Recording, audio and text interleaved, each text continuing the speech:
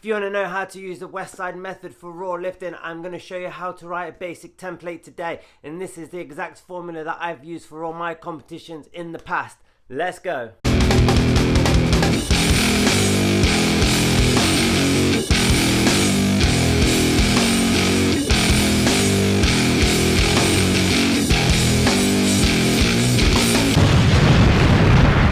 Hey everybody, it's Dan here from Specific Personal Training, where I help you find alignment and success in health and fitness. Now, after the great success and still continued success of my Conjugate Method for raw lifters video, which you can just see in this link here, I've decided that I'm actually going to advance on that, and I'm actually going to show you now how to write a strength program if you are a raw lifter, like a raw power lifter, or even just a strength enthusiast around the conjugate system.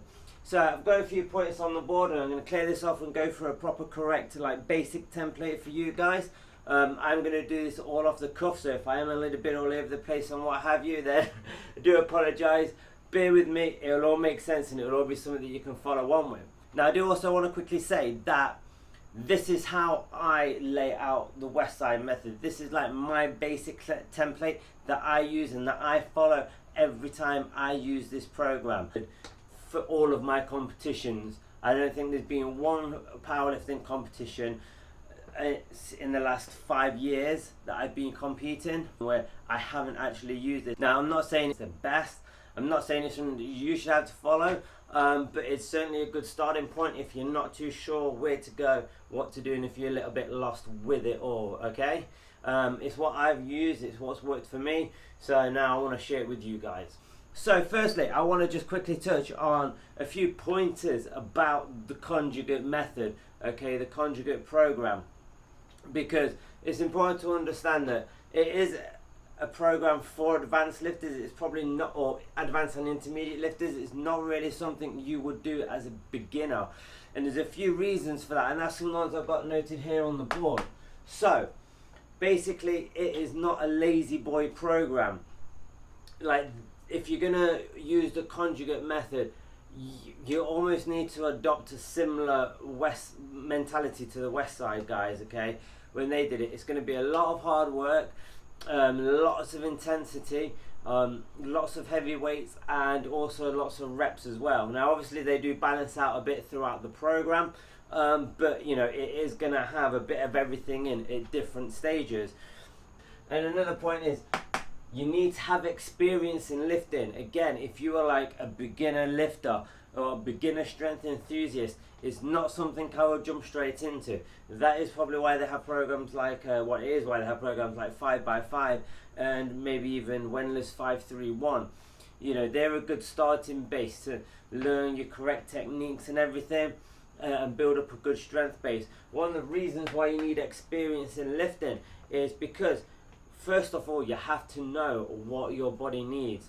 So again, as mentioned in my previous video, I'm going to try not to touch on that too much. If you want to see that, or if you haven't seen that and you want to watch that first and then come back to this video, then awesome, appreciate that. But I don't want to try and repeat myself for everyone who has seen that video.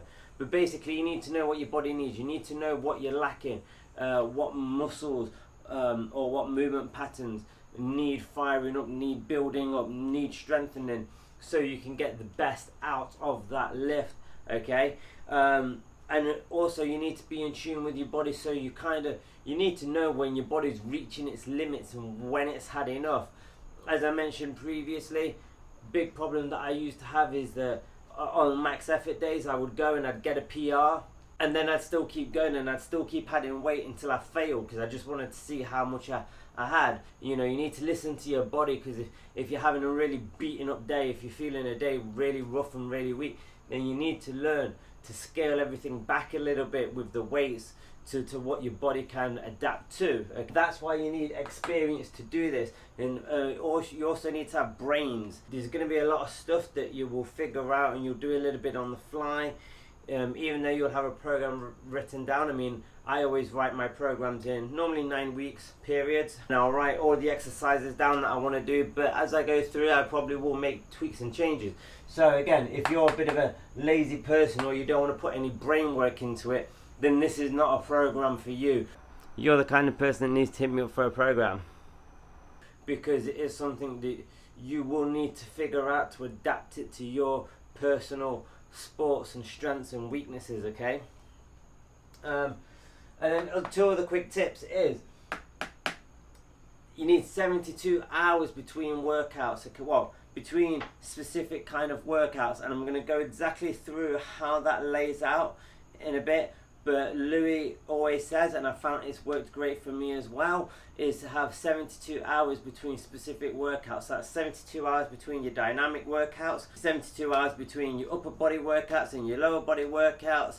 And again, when I get the template up, you'll see exactly how that works. And again, it is a 4 days a week program. Now, I have heard of people fitting it into 3 days a week, but you do have to, again, you have to adapt and change that to yourselves.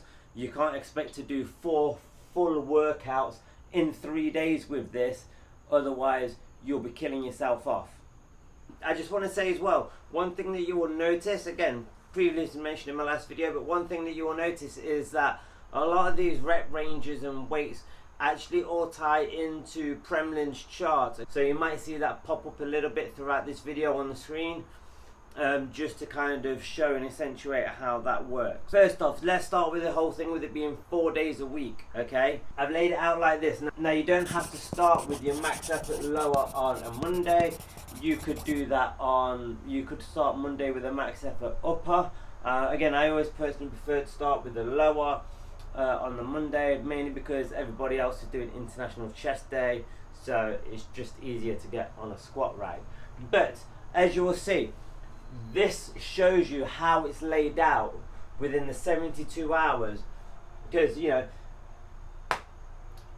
you do your max effort lower on a Monday, so you're doing a max effort and you're doing the lower body, and then you have 2 more days until, again, 6 o'clock, say if you train 6 o'clock on a Monday until 6 o'clock on a Thursday, roughly 72 hours, give or take, you're doing another lower body exercise, okay? And then it'll be the same here with your max effort upper. You then have Saturday and Sunday off, okay? You could do GPP here, by the way, if you want, which is conditioning. I'll knock that in there.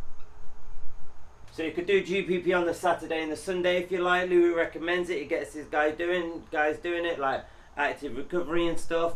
You don't have to if you don't want to. To be fair, it's something that I never normally tend to do. Sometimes I'll write in my programs, but I'd actually just prefer having that extra day of rest for my body to recuperate, and also just to, you know, do other things in life, because life does evolve outside of the gym as well.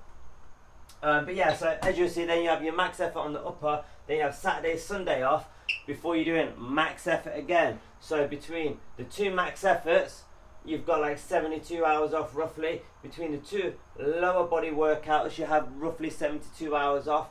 And then between the 2 upper body workouts, you have roughly 72 hours off.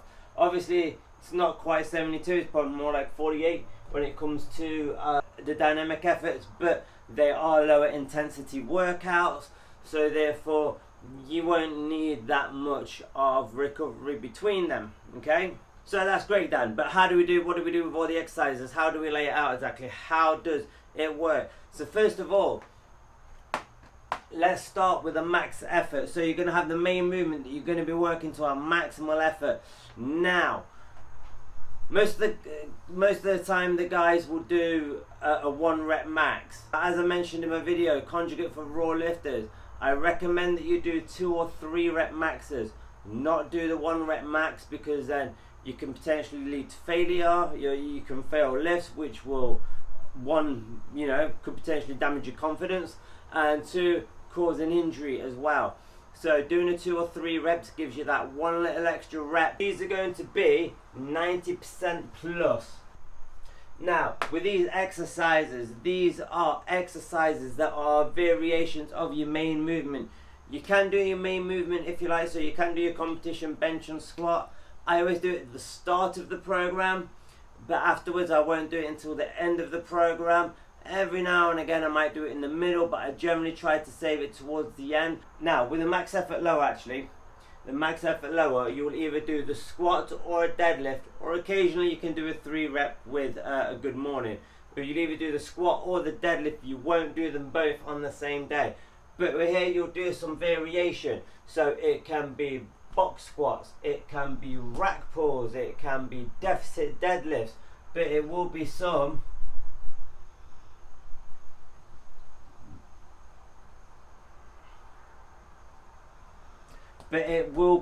squat or deadlift variation. Okay, and by the way, I won't fill in too much on the max effort upper, because this is going to be pretty much a carbon copy except for upper body. So let's say with your bench press, you could do pin presses, you could do close grip bench press, incline press. I've even done like a 2-rep max on a dumbbell press before. So here is some pressing variation. So after that, you're then going to move on to your supplemental exercise. So for me, this will again be another variation of the main lift that's really gonna strengthen the muscle part of the movement that I'm weak in. So say if I'm lacking on quad strength in the front, in the quad, sorry, then I'll do a front squat. Or with the bench press, maybe I'm lacking in groove and balance, so I'll do a dumbbell press.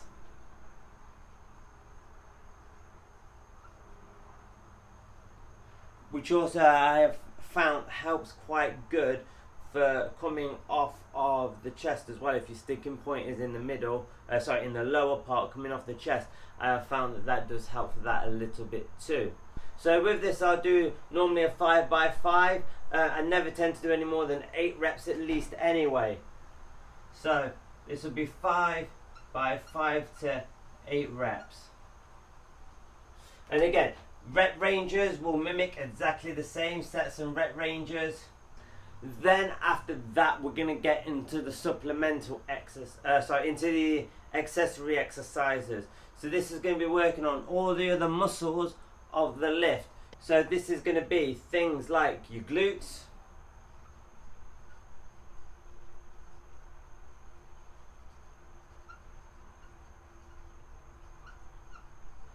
your hamstrings, and then also we don't need to do the quads, because say we've done the quads with the front squats, and again you can do back squats or again rack pulls or something like that, depending on where it is, but yeah, your glutes, your hamstrings, and then your abs. I'll put abs plus torso because then that does actually include your obliques and your lower backs as well. You know, I'll often do things like back extensions or landmines, but I'll normally do 1 to 2 core exercises as well. Again, I tend to do a lot of these on feel, okay, on how I'm feeling for the day. And by the way, with your max effort, it's always good to have your numbers to look at what you've been doing previously. So say if I'm gonna try and hit if I'm going to try and hit a box squat again, you know, I know roughly what number I want to be aiming for, because I want to try and beat it. But this is all done about how you're feeling on the day as well. So again, if you did like a 200 kilo squat or 440 pounds squat, like 3 weeks ago, 6 weeks ago, but you're just feeling like really tired and beaten up today, and you just don't think you can do it, you could get that 440 pounds or like 200 kilo squat, then you'll just work up to what you can do for that lift on that day. So if you can only get like 180 kilo squat, so just do it, that's all you can get.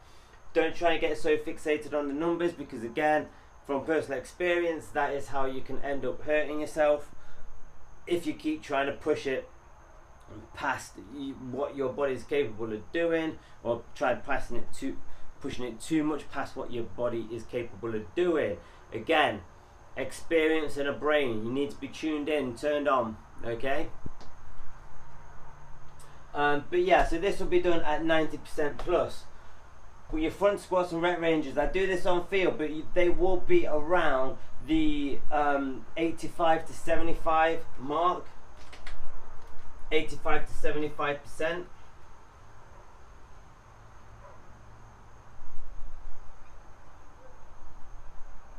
And then with your glutes and your torso, these will be between your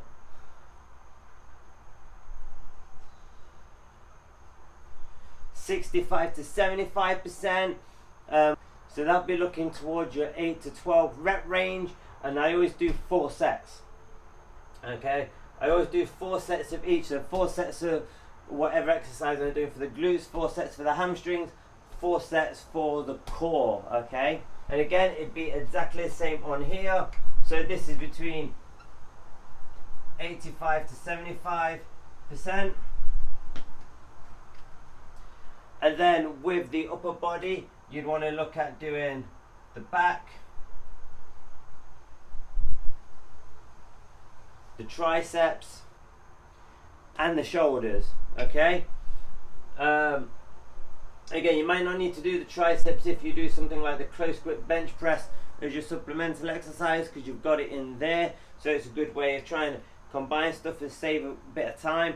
Also, another way that I always try and save time is that I will superset this stuff as much as possible. So once I've done my max effort, and it's the same with the dynamic effort, which I'll show you in a second, but once I've done my bench press variation, I will then superset my dumbbell press with my back exercise, whether it's pendlay rows, one arm rows, whatever, and then, you know, superset my triceps and my shoulders. Now, I will say with these exercises, I do tend to do the heavy moving exercises on the heavy days. So with shoulders, it will always be things like military press, dumbbell shoulder press, Arnold press, you know, might even throw in a log press if I'm at a gym that has one. I won't do things like lateral raises because I'm going to save them for the lower body days, okay? Which I'm going to explain through and how that works in a second. Okay, so now moving on to the dynamic effort method. So once again, you're going to start off with your main movement. Now, this is all based on, like I said, on increasing your speed strength, being able to move the bar faster, okay? Some maximal loads faster, so it then transfers over to being able to move bigger loads, and hopefully bigger loads faster as well. So the way how this is done is you're going to start off with your main movement. Now, it's a little bit different to the max effort. What we're going to do with this is we are going to start off with a squat, sorry, on the lower day, okay? And this will be your competition squat, so competition stance, you know, competition bar, everything, okay? That's the way how I normally do it. Just try and use your competition cues and everything. Every now and again I might throw in a different bar, like do it with a cambered bar or something like that, just to mix things up. But certainly if you've never ran this program before, I would try to do that with your competition bar. For the dynamic effort, you're just going to do your competition standard bench press, use your competition cues and all of that kind of stuff. What you'll see from a lot of other people are quite low percentages, like 40 to 50%, okay? That's because they use accommodating resistance with bands and chains. Again, I have used them as a raw lifter, and they are a fun thing to do and to use up every now and again, but generally speaking, I find it's better to use straight bar weights, because as a raw lifter in a competition, you're going to be having straight bar weights. You're not going to be having like any assistance or anything like that. The weight is going to feel the same all the way through. So I would actually go for the high percentages of 65 to 75%. Now, these do work on a 3-week wave, okay? So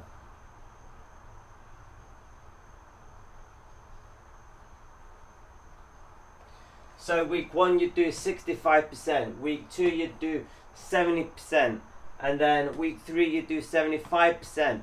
Once you've done week 3, when you get to week 4, you scale back. This is why I always do things in 9-week waves, or 12-week wave if you really wanted to. That's why I tend to do them in 9-week waves, because I can then do the 3 weeks, scale back, 3 weeks, scale back. Conjugate should never be written in like an 8-week or a 10-week style of program, because it doesn't really work with the way the waves go.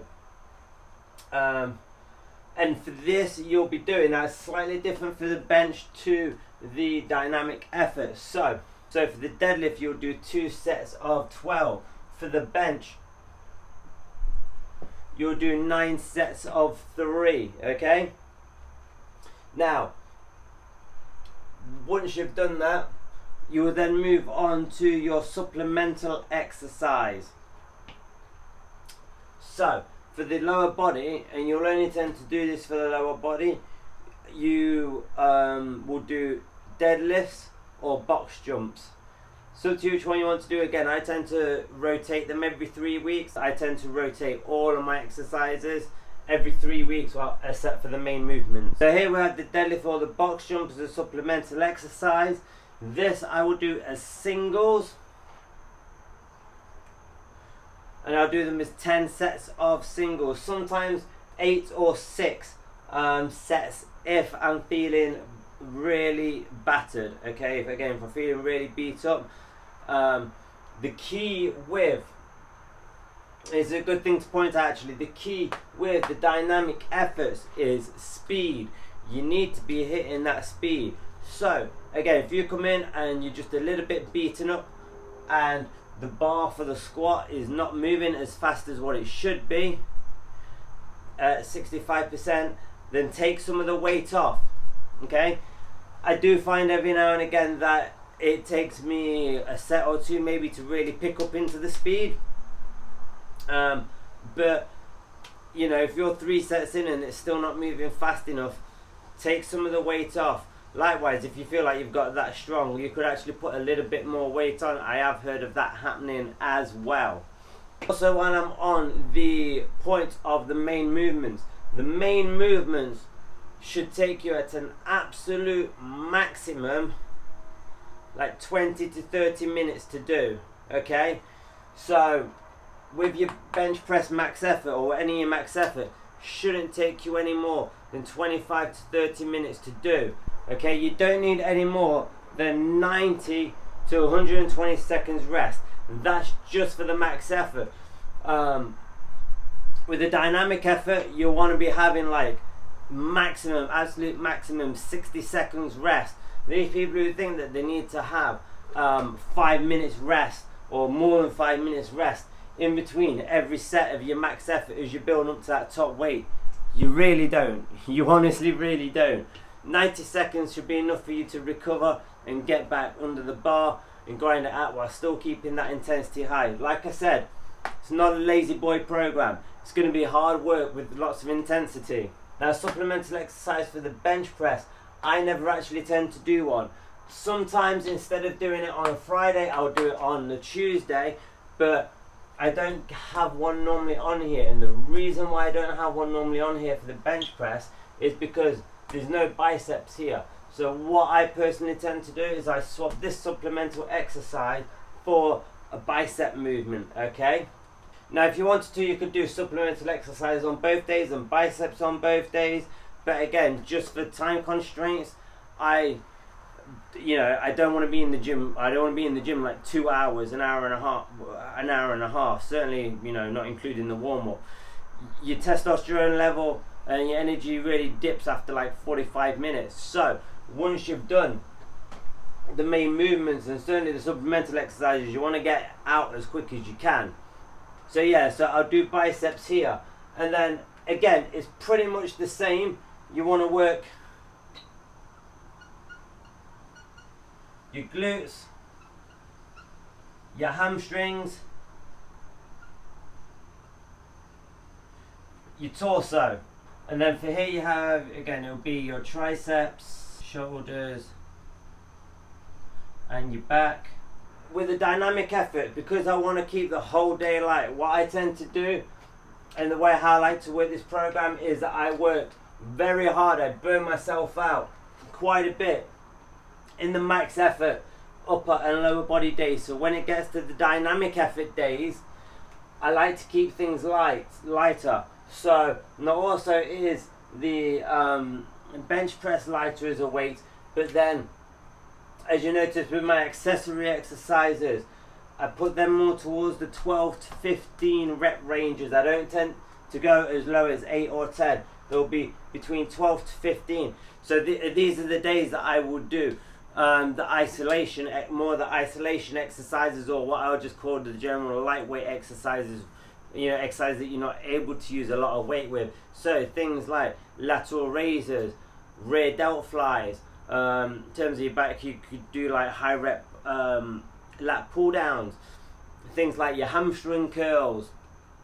All of those sorts of exercises which are still going to help build muscle, that are still great muscle builders, but you're just not really able to, or shouldn't probably really do things like 8 reps and 5 reps with them. Okay, and so that's kind of it. That is essentially how I would lay it out. And again, it's still always 4 sets, and I will still superset as much stuff as I can. So I'll still try and superset a lower back and an ab exercise.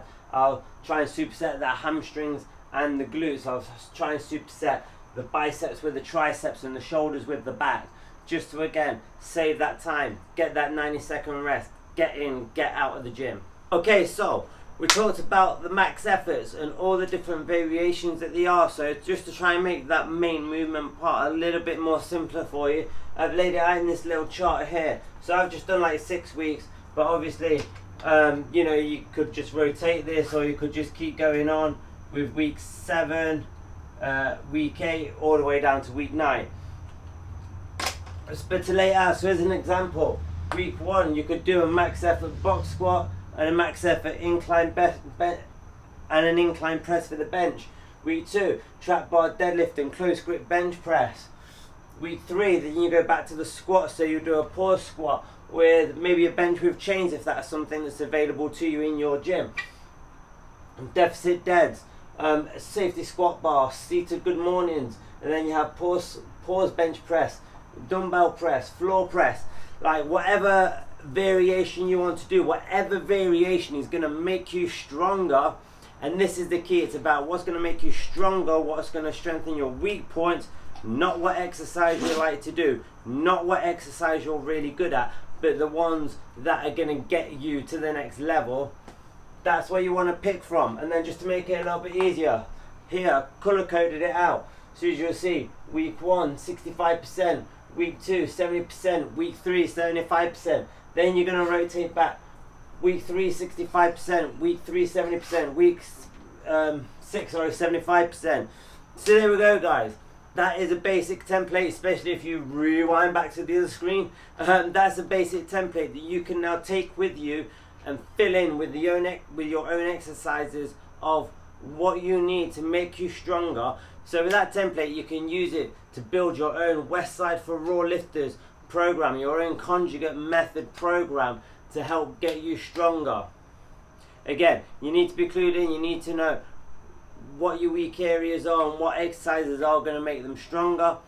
But with that template, you can help get yourself some unlimited strength gains. So there we go, guys. I hope you enjoyed this video. If you did enjoy it and you found it very useful, then please give it a like and share it with your friends and everyone. You know, I love this Conjugate Method. It's a great system. I really enjoy it. Let me know what you think of this template down below in the comments section, if it's something that you're going to start adopting. And if you want to connect with me and ask me any more questions, then again, do so in the comment section, or contact me on any of my social media links, which will be down in the description section below. Apart from that, I've got a really hungry pug here now, so I'm going to go feed him, and I'll catch you guys on the next one.